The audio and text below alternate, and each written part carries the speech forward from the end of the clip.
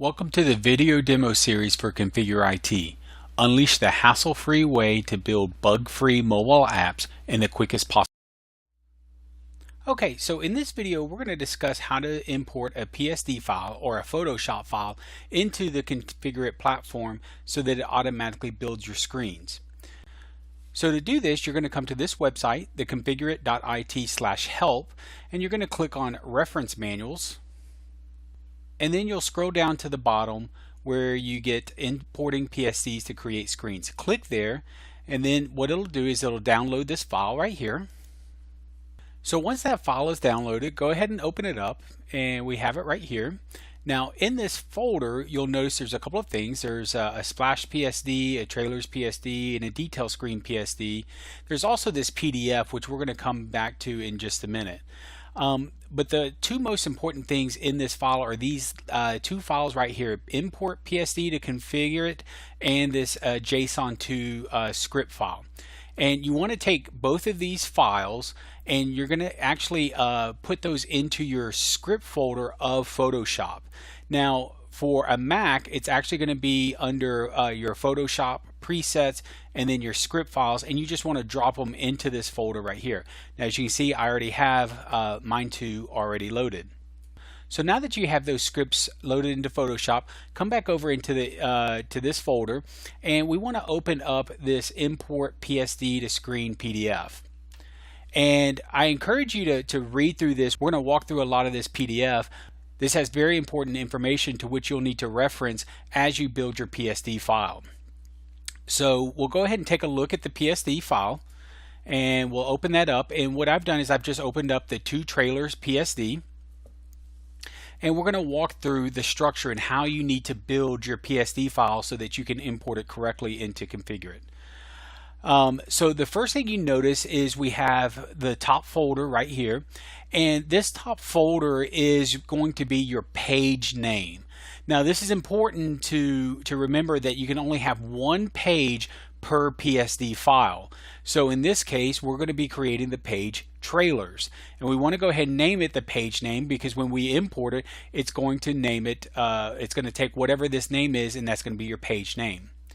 Now under each page, you can see we have multiple folders. Now each one of these folders is a separate control. So you can see here we have an image separated navbar, a navbar underscore main, photo gallery underscore trailers, grid view underscore trailers, and image underscore background main. So when you're setting up your PSD file, it has to follow a certain format. So you'll notice all of our controls have an abbreviation, underscore, and then the name itself. Now all of the controls have to be set up like this, and it's very specific on this first abbreviation before the underscore. Now what you need to do is, again, that PDF that I mentioned earlier, take a look at that PDF. It has all of the abbreviations in there that you'll need for each control. So for an image, it's img underscore. For a navbar, it's navbar underscore. Photo gallery is photo gal, and so forth and so on. But there, as we all know, there's a lot more controls, so take a look at that PDF document, as it has a lot of the controls in there. Now each control has its respective layer. So the separator is just a picture. The navbar, as you can see, has multiple controls inside the navbar. So this is kind of like a parent-child relationship. Some controls are parents and some controls are child. And as long as the control is a parent, it can have child controls underneath it. And each child control is made up of individual layers. So for example, navbar underscore main is a parent control, and it has three child controls underneath it: menu navbar, search navbar, and title navbar. So as you can see, if I hide the menu navbar, it hides the menu. If I hide the search navbar, it hides the search. And if I hide the title bar, it hides the title bar. So one thing to also remember is that when you import controls via PSD file, the size and the coordinates are also taken from the PSD file. Now regarding the size is the size of this control, the size of the title navbar, is made up of both of these components in this grouping. So it's made up of the text trailers, and it's also made up of this shape number 8. And what this shape 8 does, or any shape, what this layer does is this layer is actually defining the size and the placement of that of this control, of this title navbar control. Now that's really important, because when you're doing just a label, just a text, this is a requirement. This layer here is a requirement to specify the size and the placement of that layer. Now you can also see here we have a background navigation. So this is actually defining the size of this navbar main. So anytime you need to define a size or a space, you need to put an additional layer in underneath that control, and that will define it, because it's going to be a combination. It's going to be made up of all of the layers within that control. Now the next thing we want to take a look at is the photo gallery trailers, and that is if I hide it, you can see that it's that layer right there. Now the photo gallery is made up of a parent gallery, or a parent control, and it also has a child control, and this is a photo gallery cell. Again, you can find these abbreviations in the PDF document that is part of the download. So the photo gallery cells has another control called image trailers, and that image trailers is nothing but an image file, but you can see that it's defining the size and the placement of this photo gallery cell. So we'll hide all that. Next, we'll take a look at the grid view trailers, and as you can see, the grid view is the entire grid view. Again, a grid view is a parent. So in the parent, it has childs. So the first child is a grid cell, and underneath that grid cell you have additional controls. So the first control is the exclusive tag, the next control is the movie artwork, and then the third one is name. And as you can see, so these are the individual controls that will be created, and all they are just additional layers underneath it. So this trailer exclusive is made up of the text exclusive, and then this layer, again, because it's text, we have to define the size, and in this case it's also offering a color as well, and then that will create this trailer exclusive artwork.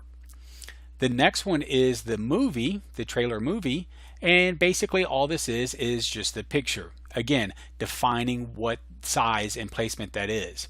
Now the third one is the trailer name, and you can see there this one's called Prisoners, and again it's text with a shape box. Now this shape, as you can see, is blank. It has no fill, again because it is all it's doing is defining the size and the placement of that text box. Now the next one you can see here is we have a shape, and again this shape is defining the size of this grid cell right here, okay, because it's not just this, but it actually encompasses the prisoner as well. So again, it's clear. So if we change the fill, you can see that it actually is encompassing everything. So it's there just to define the size of that grid cell. So you have the grid cell, now you have another shape right here, and again this shape is doing nothing but defining the size of the actual the grid view. Okay, so we'll take that back down to 0 fill. And then last we have is the image background, which again is just defining the entire background. Okay. Now there's a couple of other opportunities that you can take advantage of when you're creating your PSD to enhance and make it simpler to create these screens, because if you do it correctly when you're creating your PSDs, you basically can create your screens without having to do much more work within the platform. The first thing to know is that if you have any additional layers and that are outside of the page folder, so if you have it above or below but it's not within this folder, when you export those layers will be ignored by the script. Now a couple of other things regarding the naming convention. Again, all the controls begin with an abbreviation and it has an underscore, then it has your item name. A couple of other things you can take advantage of is the state of the control. So if you have for example a button that has multiple states, say it has a selected state and it has a highlighted state, then what you can do is you can append a value. So in this case, the separator navbar, which I know it's not a button, but for example, if you append a dash selected, then what that will do is that will import that as that button, but it will also add it as the selected state. So if you have one that's highlighted, you would just change selected to highlighted. And then if you have one that is disabled, then you would have it as disabled.